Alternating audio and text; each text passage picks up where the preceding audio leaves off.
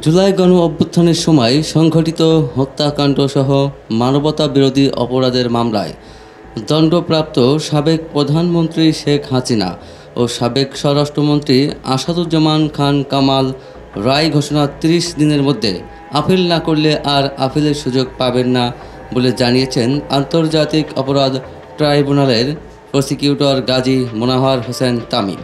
মঙ্গলবার 18 নভেম্বর দুপুরে ট্রাইব্যুনাল প্রাঙ্গণে সাংবাদিকদের তিনি বলেন, যদি তারা ৩০ দিনের মধ্যে আপিল না করেন তাহলে তারা গ্রেপ্তার হলে রায় কার্যকর হবে।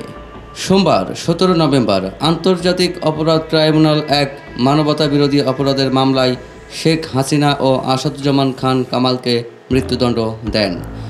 একই মামলায় অ্যাপ্লোভার হওয়ায় সাবেক আইজিপি চৌধুরী আবদুল্লাহ আল মামুনকে 5 বছরের কারাদণ্ড দেওয়া হয়।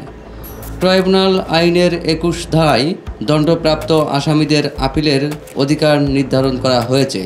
ধারা 21(3) অনুযায়ী রায় ঘোষণার তারিখ থেকে 30 দিনের মধ্যে আপিল করতে হবে। সময় অতিক্রম হলে কোনো আপিল গ্রহণযোগ্য হবে না। অন্যদিকে ধারা 21(4) বলছে আপিল গ্রহণের তারিখ থেকে 60 দিনের মধ্যে তা নিষ্পত্তি করতে হবে।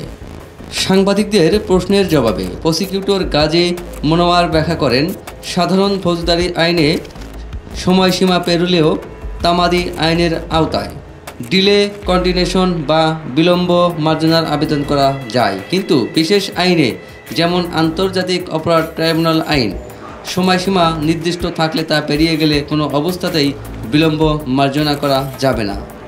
তিনি স্পষ্টভাবে বলেন, এই 30 দিন পার হয়ে গেলে আর ক্ষমা বা বিলম্ব মার্জনার আবেদন করা কোনো সুযোগ নেই। সরকার তখন রায় কার্যকর করবে। তাহলে শেখ হাসিনা যদি 30 দিনের পর দেশে ফেরেন? এই প্রশ্নে প্রসিকিউটর বলেন, আইন অনুযায়ী 30 দিন পার হয়ে গেলে তা গ্রেপ্তার হলে রায় কার্যকর হবে।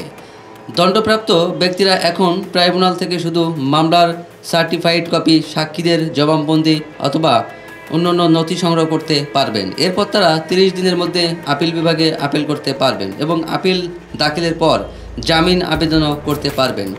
সাবেক আইজিপি চৌধুরী আবদুল্লাহ আল মামুনের 5 বছরের দণ্ডকে জুলাই যোদ্ধাদের অনেকে অসন্তোষ প্রকাশ করেছেন এবং বলেছেন তারা আপিল করতে চান। এতে প্রসিকিউটর গাজী মোনাওয়ার বলেন, আইন অনুযায়ী তারা 30 দিনের মধ্যে আপিল বিভাগে যেতে পারবেন।